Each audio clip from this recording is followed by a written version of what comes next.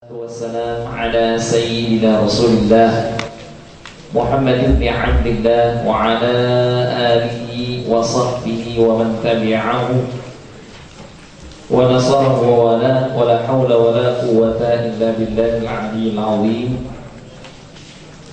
Subhanaka la ilma lana illa ma 'allamtana innaka antal alimul hakim.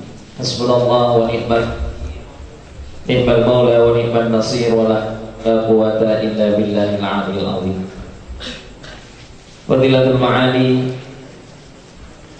Samahat Syekh, guru kita, orang tua kita, Syekh Kiai ta'allahu bi hayati wa adab an-naf'a bihi wa bi barakati 'ulumihi wa fikum fid dharain ya rabb, amin ya rabbal alamin.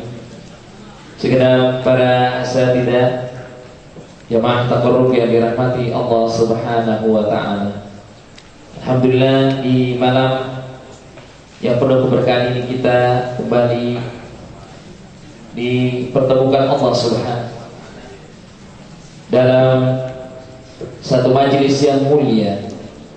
Mudah-mudahan dengan hadirnya kita di tempat yang penuh keberkahan ini, Allah Subhanahu wa taala jadikan wasilah, Allah bimbing kita dalam kehidupan kita, Allah berkahkan kehidupan dunia dan akhirat kita, Allah jaga dan selamatkan seluruh harta dan keluarga kita sampai hari kiamat, sampai kita bertemu Allah Subhanahu wa taala. Para jemaah sekalian dirahmati Allah Subhanahu wa taala, malam hari ini kita akan lanjutkan kajian kita kitab Riyadhus Shalihin, yang pada malam hari ini kita masuk pada bab-bab terakhir ya, tentang hadis-hadis yang tersohor dan yang memuat tentang cerita. Dan di awal hadis yang baru saja kita baca dan kita simak bersama, hadis yang menerangkan tentang bahaya Dajjal. Kita ketahui para jemaah sekalian bahwasanya min alamatis sa'ah, di antara tanda-tanda akan datangnya hari kiamat itu ada dua kategori. Yang pertama adalah alamatus sughra, yang kedua adalah alamatul kubra. Yang dikategorikan sebagai alamatus sughra itu sangat banyak dan sudah banyak yang terjadi di dalam kehidupan kita.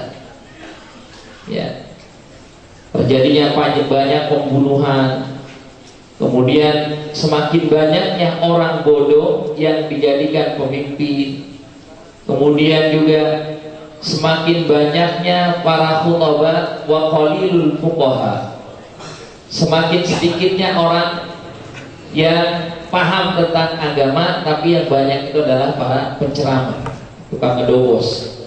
Itu juga salah satu tanda kiamat sughra. Yang lainnya adalah banyak di antara wanita yang kasiyatun 'ariyah, mereka berpakaian tapi tidak berpakaian.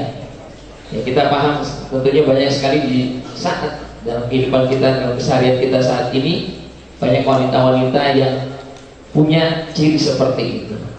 Kemudian yatatawwaluna fil bunyan, diriwayatkan nanti di akhir zaman oleh Rasulullah SAW banyak orang berlomba-lomba dalam gedung yang pencakar langit. Ya, dulu kita ketahui gunung yang tertinggi, bangunan yang tertinggi itu WTC.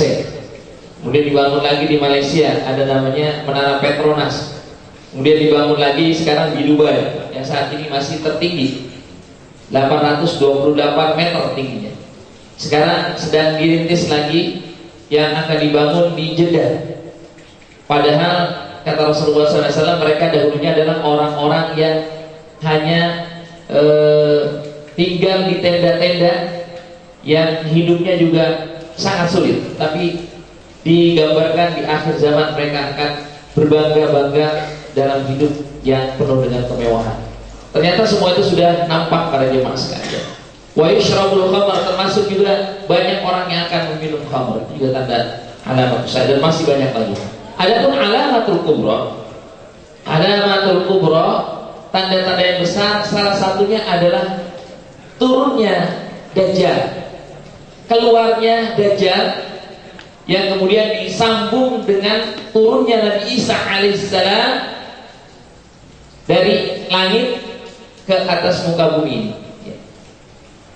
Ya, itu salah satu tanda kiamat kubro, termasuk tulung usyamsi min maghribiha, akan keluar nanti satu saat matahari terbit dari arah barat kemudian terbenam di arah timur, dan itu terjadi hanya sekali, setelah itu normal kembali.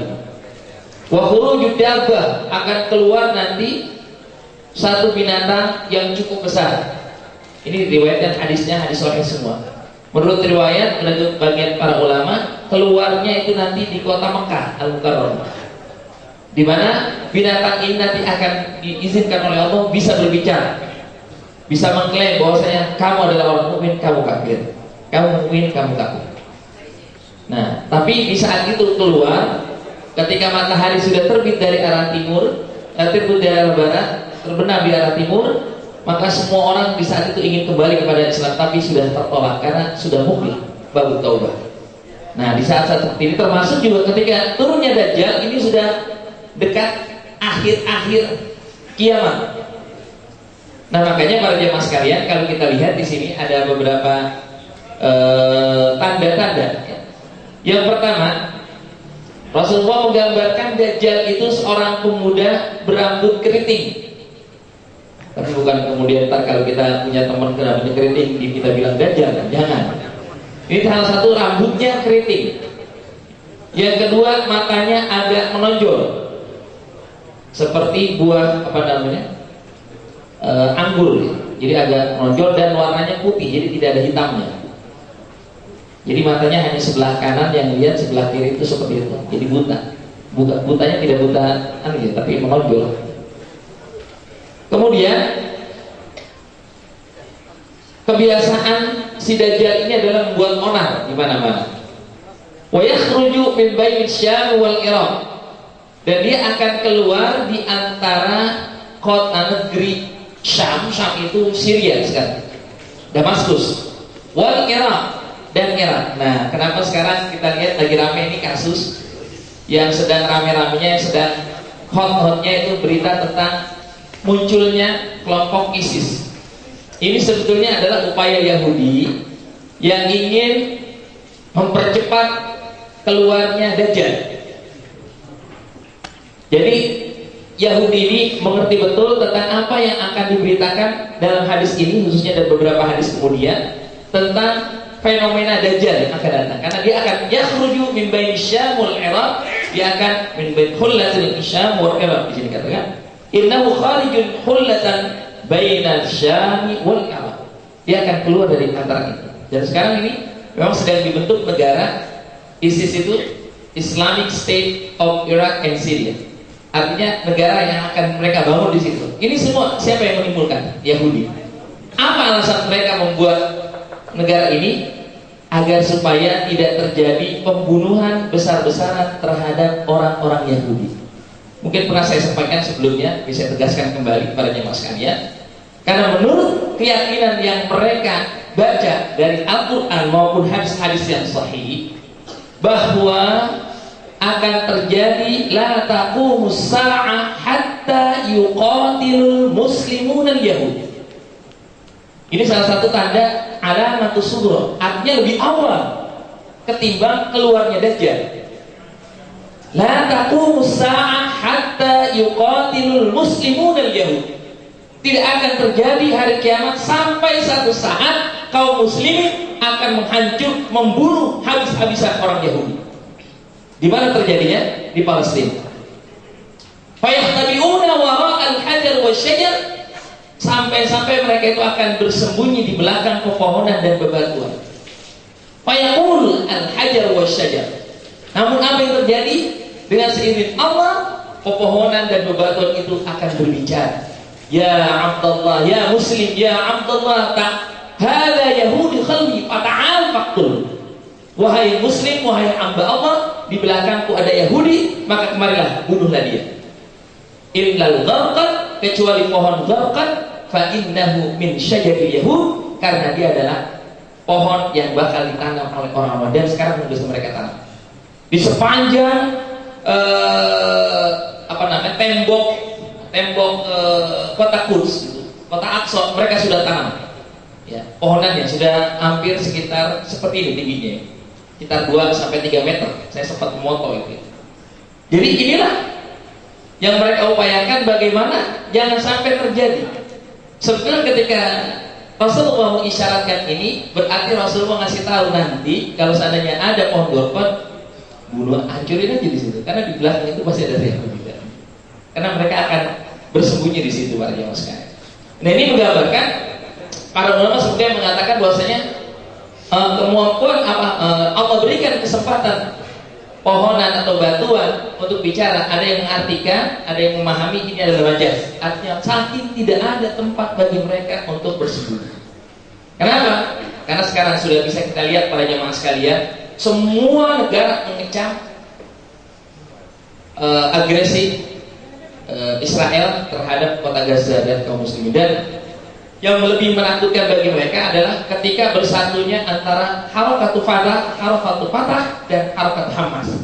Baru beberapa bulan yang silam, inilah yang membuat satu ketakutan mereka. Ditambah lagi dengan satu keyakinan, fa idza jaa wa'dul akhirati yasu'u wujuhakum wa yadkhulul masjida kama dakhaluhu awwal marrah wa yutabbiru ma 'ala tadbir. Ayat ini mengindikasikan bahwasanya menurut keyakinan mereka, ayat ini kan artinya jatuhnya inhiyar daulat Israel, hancurnya negara Israel. Dan menurut hitungan mereka, setiap hurufnya itu menghasilkan angka 2022. Itulah yang mereka takutkan pada jemaah sekalian.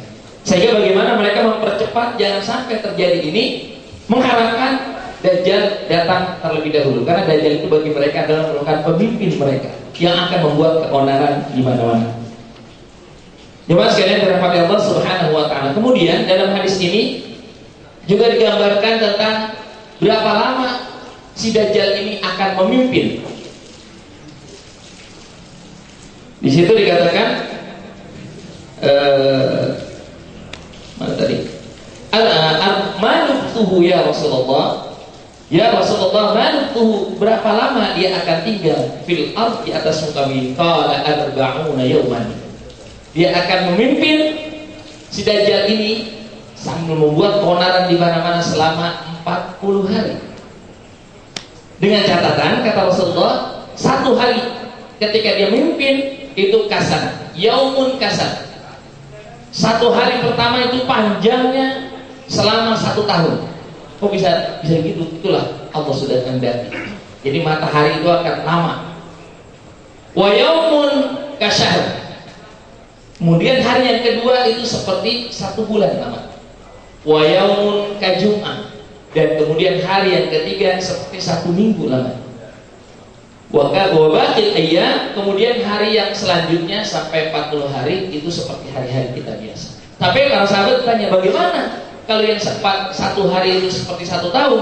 Apa kita cukup sholat 5 kali? Oh tidak. Tadbiru biqadariha. Maka kita memperkirakan sebanyak berapa kali dalam setahun kita melaksanakan sholat, maka laksanakan seperti itu. Kemudian para jamaah sekalian, di situ juga Rasulullah SAW memberikan kepada kita solusi. Manakala kita bertemu dengan mereka, kalau Rasulullah masih hidup bertemu dengan Dajjal, maka Rasulullah yang menghadapinya. Tapi kalau tidak, Rasulullah sudah meninggal, Dajjal itu baru keluar, maka kalian bisa menjaga diri kalian dengan membaca awal-awal surah Al-Kahfi. Itu sebabnya disunnahkan di hari Jumat, baik di malam harinya maupun di siang harinya kita membaca surah Al-Kahfi, agar kita tidak terpengaruh. Sebab nanti Dajjal ini bisa mempengaruhi manusia.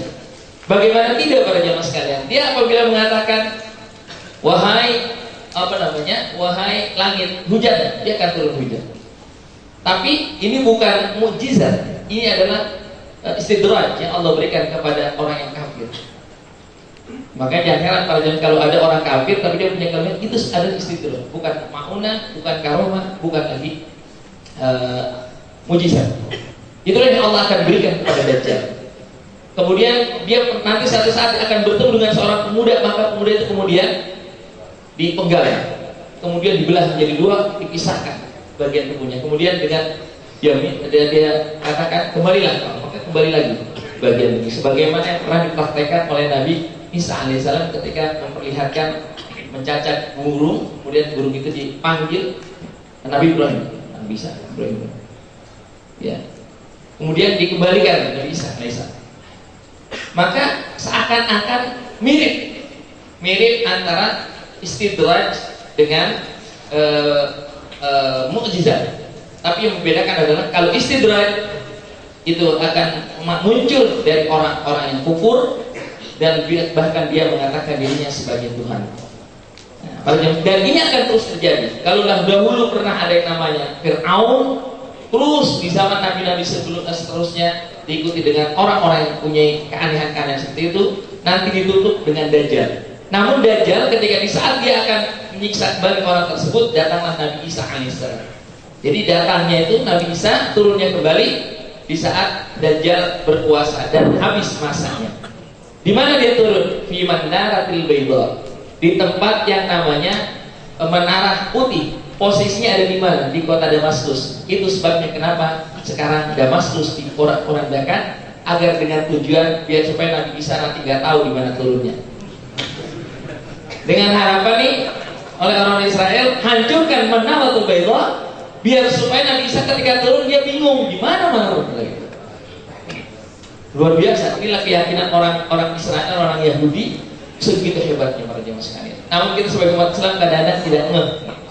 Nah kemudian dia akan bertemu dengan ada pertemuan Dajjal dengan dengan Nabi Isa alaihissalam dipertemukan oleh Allah di satu daerah namanya Babul Lud.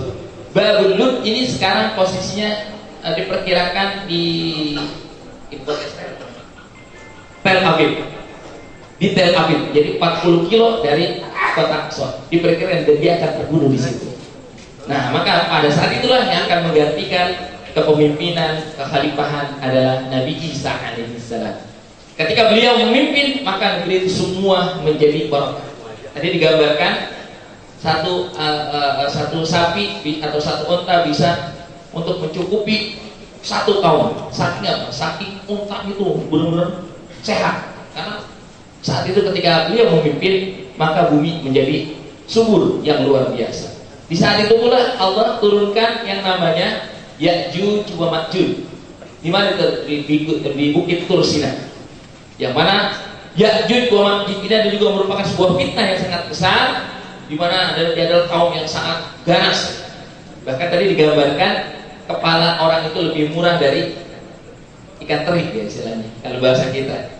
Sehingga akhirnya Nabi Isa lah yang kemudian menyelesaikan itu, hingga akhirnya Allah turunkan kepada Ya'juj wa Ma'juj ini satu penyakit yang akhirnya dengan penyakit itu mereka mati dalam satu waktu, sehingga tempat itu menjadi bau luar biasa. Hingga akhirnya Allah turunkan kemudian air hujan yang begitu deras sehingga menghabiskan, melunakkan mayat-mayat yang ada.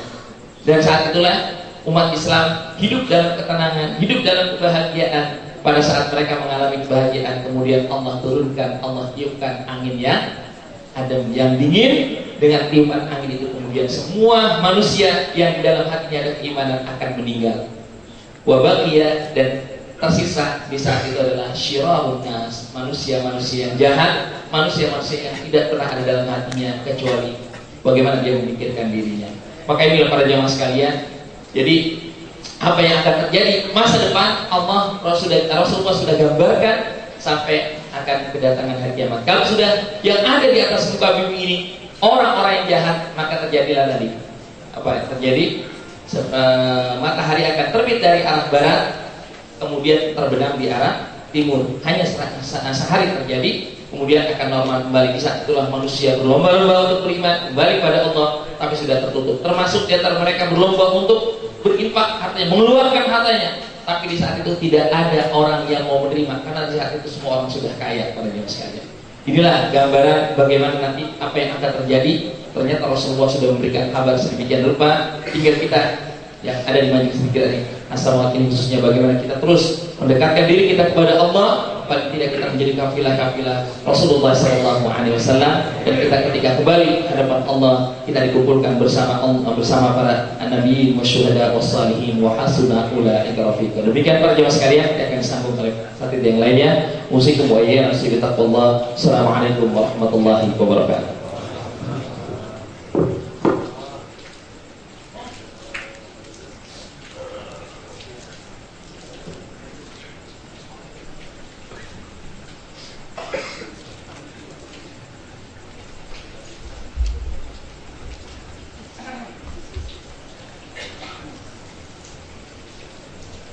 Bismillahirrahmanirrahim. Assalamualaikum warahmatullahi wabarakatuh.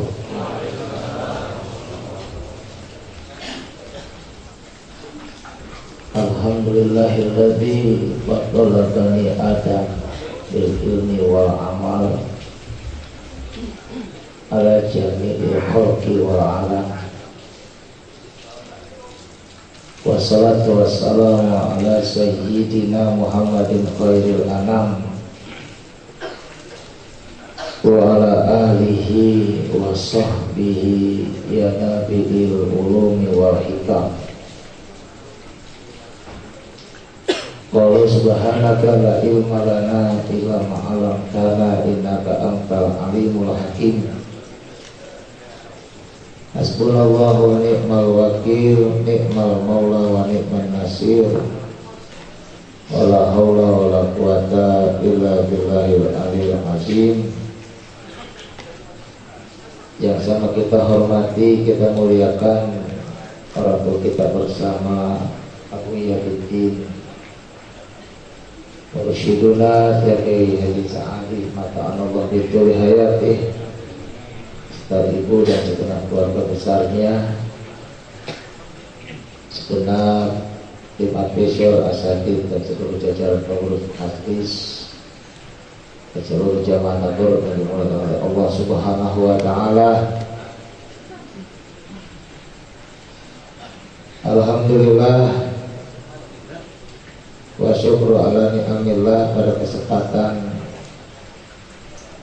malam yang mulia ini, di malam Sayyidul Ayyam, kita kembali dengan izin Allah Subhanahu wa taala duduk simpul bersama di majlis yang sama-sama kita cintai dalam rangka bertakabur kepada Allah Subhanahu wa taala. Mudah-mudahan langkah-langkah kaki kita ini dicatat oleh Allah sebagai langkah-langkah kebaikan. Amin. Yang dengannya Allah Subhanahu wa taala angkat derajat kita. Karena memang seperti itulah jaminan Allah bagi orang yang beriman, yang mau mencari ilmu. Yarfa'illahu alladziina aamanu minkum walladziina utul ilma darajat. Allah pasti akan angkat derajat orang yang beriman, yang mereka berilmu, dengan tingkatan derajat kemuliaan. Maka betapa pentingnya ilmu ini, lebih-lebih ilmu tentang akhirat, yang dengan ilmu ini kita bisa mawas diri, menjaga diri, dan bisa selamat di dunia wal akhirah. Makanya Rasul kita memberikan jawaban wajib buat setiap kita muslim dan muslimah mencari ilmu ini. Lebih-lebih lagi malam hari ini, sebagai muqaddimatul ta'lim, kita dalam kitab Riyadhus Shalihin yang ditulis oleh Imam An-Nawawi Al-Makki radhiyallahu anhu sudah masuk bab-bab akhir. Ya subhanallah Pak, nih hampir 3.000 hadis. Kita kalau antum yang ngaji dari pertama bab niat sampai akhir, insyaallah mabrur, amin. Mana ada manusia kitabnya bisa total, ya Pak. Makanya Imam Nawawi hari ini udah nggak lagi nyuruh, nggak lagi melarang. Dia cukup cerita aja udah, riwayat. Ya, makanya kalau kita bicara riwayat, bicara cerita, kalau kita nggak tahu makna cerita, ini nanti akhirnya cuma sebatas cerita peneman tidur. Maka kata Imam Al-Qurtubi,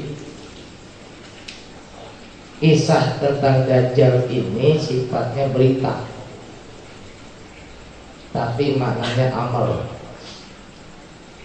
Dia bilang wa khobarun di makna amri. Dia ngomong ke saya Pak Imam Qurtubi. Berita ini adalah bentuk tekstualnya adalah khobar, tetapi sebenarnya di dalam maknanya adalah amal, perintah. Ini banyak banget. Ini kita ambil kaidahnya dulu. Tadi sedikit panjang lebar dan akhirnya Ustaz Nur Hasan menjelaskannya dari hasil apa yang dibaca secara tekstual. Karena kalau kita hari ini bicara tentang Dajjal, perkara Dajjal ini menurut para ulama tafsir ini masuk dalam kelompok ayat-ayat mutasyabihat, gitu. Jadi kalau Allah Subhanahu wa Ta'ala di dalam Al-Quran Dia menetapkan waladzi anzala 'alaikal kitaba minhu ayatun muhkamatun hunna ummul kitab wa ukharu mutasyabihat. Dialah Allah yang telah menurunkan Al-Quran ini kepadamu, yang di dalamnya ada ayat-ayat yang muhkamat yang merupakan hunna ummul kitab, pokok ajaran ini. Tetapi ada juga yang lain yang sifatnya mutasyabihat. Nah, berhadapan dengan yang mutasyabihat ini, Allah sudah garis bawahi. Wa amal ladina fi qulubihim zaygun fayattabi'una ma tasyaba minhu ibtigha'a fitnati wa ibtigha'a ta'wil.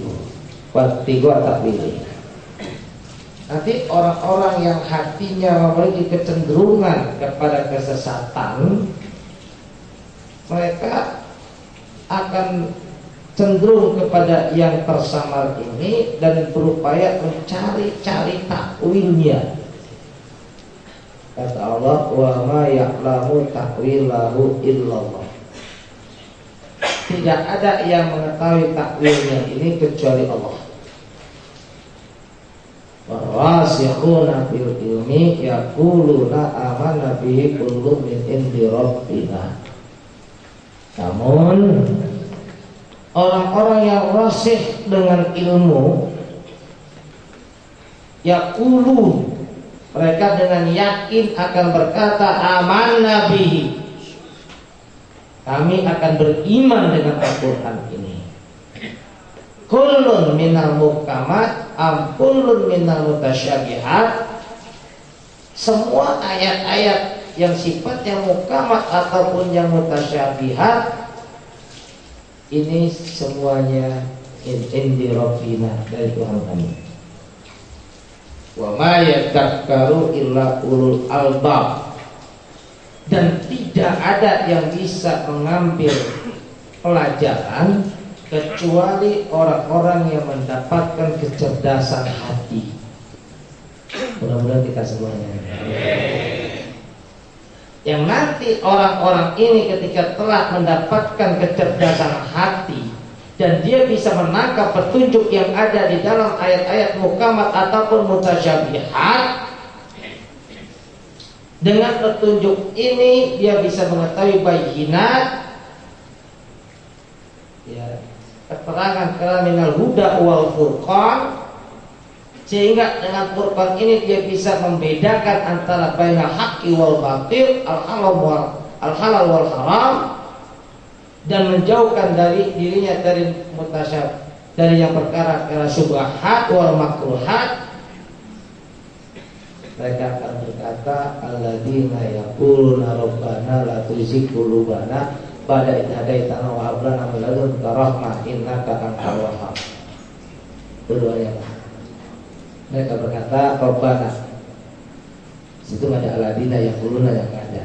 Mereka itulah yang nanti akan berkata, Tuhan kami, janganlah Engkau campakkan hati kami. Amin.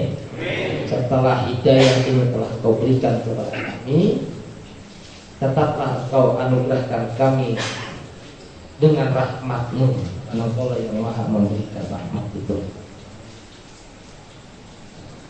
Jadi kalau kita bicara ayat mutasabih banyak, tapi berkenaan dengan kisah yang muncul hari ini adalah Dajjal. Ya, kita khususkan Dajjal saja. Ya, ini Dajjal dan Ya'juj wa Ma'juj kita. Nah, keterangan Ya'juj wa Ma'juj itu ada dalam surah Al-Kahfi juga. Ya, keterangannya ini. Makanya Imam Bukhari maupun Imam Muslim dalam kitab Sahih keduanya ini meriwayatkan tentang ini. Karena sekalipun ini perkara yang mutasyabihat, yang sangat sulit dijangkau oleh rasio manusia, tapi karena memang riwayat ini marfu gitu, bahkan bisa jadi masuk dalam kelompok mutawatir karena Rasul ceritanya bukan seorang, bukan hanya kepada seorang sahabat, banyak sahabat ini. Ya, Rasul cerita ini bukan hanya banyak sahabat, ditambah lagi kualitas hadis ini berkenaan dengan Dajjal dan Ya'juj wa Ma'juj itu ada terangnya di Quran.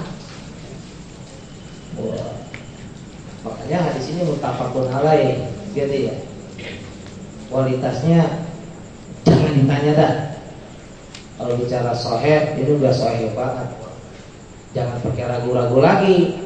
Jangan hanya gara-gara kita nggak ngerti, nggak bisa menangkap makna hadis, apa yang harus kita lakukan? Nggak usah ditulis aja, nggak usah dirangkum aja, nggak usah diterima. Diadab. Makanya terima aja dulu. Ya. Tinggal kita hari ini. Sehingga kalau kita tahu ada berita tentang Dajjal, kapan datangnya, ini jangan dinanti-nanti. Ya. Begitupun tentang kiamat dan Ya'juj wa Ma'juj, jangan ditunggu-tunggu. Karena penantian terhadap datangnya Dajjal, Ya'juj wa Ma'juj dan kiamat itu merupakan penantian yang jelek, kata Rasul. Jangan kayak orang Yahudi kayak tadi setelah ceritain kan ya. Sehingga akhirnya mereka melahirkan ketakutan-ketakutan yang tidak beralasan.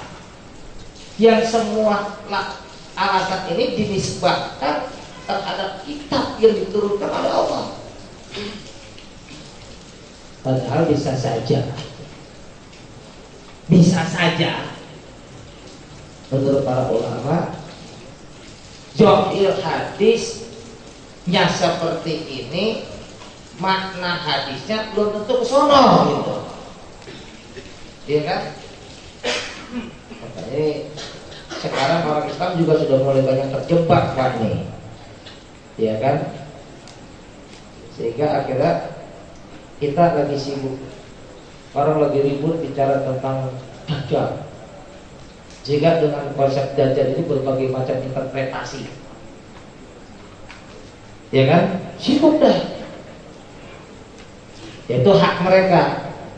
Nah, tinggal kita yang hari pada hari ini memahami hadis Dajjal ini seperti apa. Kan begitu. Nah, disinilah bentuk lafaz khobar di makna insya. Perlu kita lihat. Makanya di sini saya hanya menggarisbawahi dari hadis yang panjang ini dalam perkara Dajjal. Ini ada yang saya garisbawahi ketika Rasul bersabda, wallahu khalifati ala kulli muslimin. Gitu Pak. Ini sifat kita jadi aman. Mau siapa yang datang kek, mau Dajjal kek, mau Ya'juj Ma'juj kek, mau kiamat kek gitu, jangan takut. Amin. Karena Allah pasti akan menjaga setiap orang Islam. Mau siapa kek yang menang gitu ya. Sekalipun sakit hati. Sudah. Iya. Tenang aja, gak usah pakai ribut-ribut. Hebat gak dari bangsa kita? Amin. Wallahu khalifati ala kulli muslimin. Kenapa? Karena kita ini umat Nabi Muhammad SAW, bukan umat Nabi Musa, bukan umat Nabi Nuh. Emang pengen doanya Nabi Nuh dikabul hari ini? Tenang Pak, dakwah umat itu mustajabah kata Rasul. Doa orang yang terjolim itu mustajabah. Kalau antum merasa terjolim hari ini, doa aja dah, naik ke langit, kagak ada halangannya. Cuma hati-hati kalau doanya jelek, bisa kelemput ya kan besok. Kelemput. Iya kan? Iya kan? Ini makanya doa ini hati-hati, karena Nabi Nuh alaihissalam pun nanti dia sampai tidak bisa memberikan syafaat karena doanya. Dia di padang mahsyar ketika orang berbondong-bondong, ya Nuh isbalana, ya Nuh isbalana, ya Nuh. Lah bagaimana gue bisa nolongin lu? Ya saya, gua aja tidak bisa nolongin diri sendiri. Kenapa? Karena ketika aku dizolimi oleh kaumku, Allah sedang membuka pintu langitnya dan dia sedang dekat kepadaku. Allah ingin mendengar apa yang menjadi cerita hatiku. Aku berkata, ya Allah, tenggelamkan seluruh orang-orang kafir itu. Jangan engkau jadikan bumi sebagai tempat tinggal untuk mereka. Lah, tenggelam Pak. Habis deh itu. Yang selamat cuma 2 pasang, ontak 2 pasang, kambing 2 pasang, yang lain tidak hilang. Dan itu kata Nabi saya mempertanggungjawabkan seluruh nyawa-nyawa makhluk yang telah mati dan juga pepohonan yang mati karena banjir bandang. Ayo, katanya begitu pun Nabi Musa diuji oleh kaumnya. Ya, ada waktunya juga temperamen Nabi Musa keluar juga, bagaimana nggak tahan ya Pak. Udah diselamatin dari Fir'aun, dibebasin oleh Fir'aun dari Fir'aun perbudakannya kan gitu ya. Kelaparan, minta makanan, dikasih makanan dari langit. Minta air, kehausan, dikasih minuman dari bebatuan. Sampai akhirnya ketika semuanya sudah diberikan, disuruh iman, dia bilang, ya Nuh, lanu minallah kahantana Allah jahrotan. Kami tidak akan beriman kepada engkau sampai engkau perlihatkan kepada kami bagaimana bentuk Tuhan secara nyata. Waduh, hebat kalau manusia. Langsung kontan Pak, ngomong itu bisa berpetir, mati semuanya. Gitu. Ketika mati Nabi Nuh alaihissalam dengan sifat rahimnya dia bilang, ya Allah, saya kan diutus buat kaumku. Kalau mereka semuanya mati, saya dakwah untuk siapa? Lalu apa yang kau inginkan wahai hambaku? Hidupin lagi. Setelah dihidupin, di mana? Udah mati, sekarang hidup lagi. Mau iman enggak? Siapa yang mati? Kalau mau tidur, kalau tidur gitu. Tuh, orang kafir berbukti Pak. Makanya, orang kalau udah susah, dibilangin susah, diajarin udah. Bangun tidur bukannya malah iman, malah ngomong no, apa no. Mana ada itu? Mana masalah? Bosan. la nasbiru ala ta'amin wahidin fad'u lana rabbaka yuqit lana mimma tunidul ardu min baqtiha wa qitaiha wa qumya wa adasi wa basaliha. No, warin apa? Minta sama Tuhanmu. Ngomongnya Tuhanmu buat Tuhan kita. Ini kan berarti ini orang Bani Israel belum iman sama Nabi Nuh. Ini kita kalau model jadi pemimpin kayak Nabi Musa, maaf, punya rakyat kayak begini, kira-kira layani kalian. Makanya kata guru kita ini kita siap jadi kacau, amin. Nah, ini kalau model ada di sini, guru kita sekalipun kita hari ini mengagumi dan mentajikkan, tahu-tahu di sidang pengobatan dimaki-maki pasien. Ya, kita jadi muridnya kesel gak? Gurunya?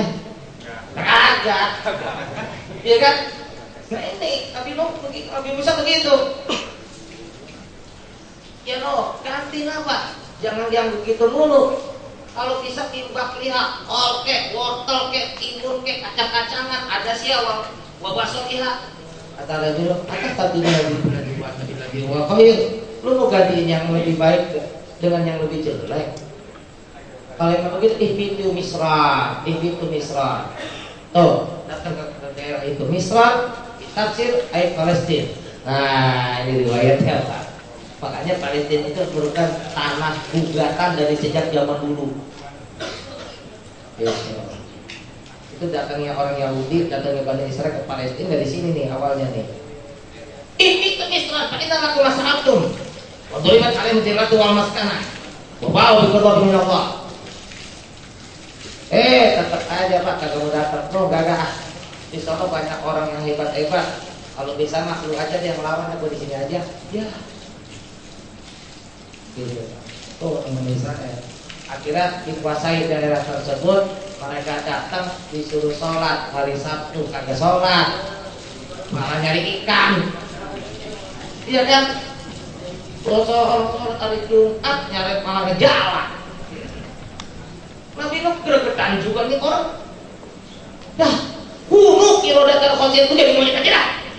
Jadi itu monyet.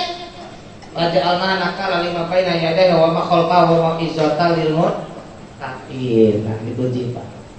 Jadi kisah-kisah masa lalu waja'alna nakalan sebagai peringatan bagi orang yang ada di hadapannya saat itu, wa ma khalfaha, dan orang yang di belakangnya kita, wa ma izzatan, dan kisah ini, riwayat ini akan menjadi mau'izah lil muttaqin, bagi orang yang bertakwa.